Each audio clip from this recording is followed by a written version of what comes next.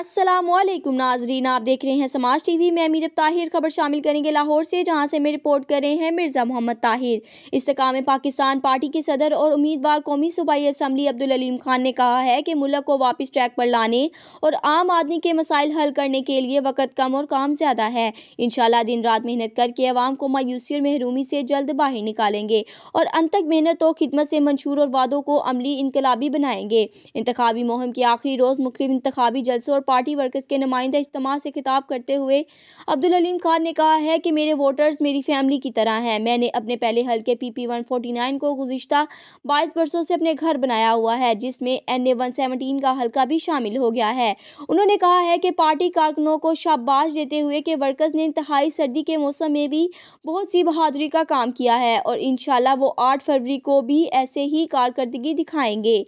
अब्दुल अलीम खान ने कहा है कि NA 117 और PP 149 के इंतखाबी मुहिम में जो मोहब्बत मिली है वो उसे फरामोश नहीं कर सकते। अब्दुल अलीम खान ने कहा है कि उनकी फाउंडेशन उन इलाकों में भी अवामी खिदमत का सफ़र जारी रखे हुए है जहां से कभी इलेक्शन में हिस्सा लिया और ना ही लेंगे।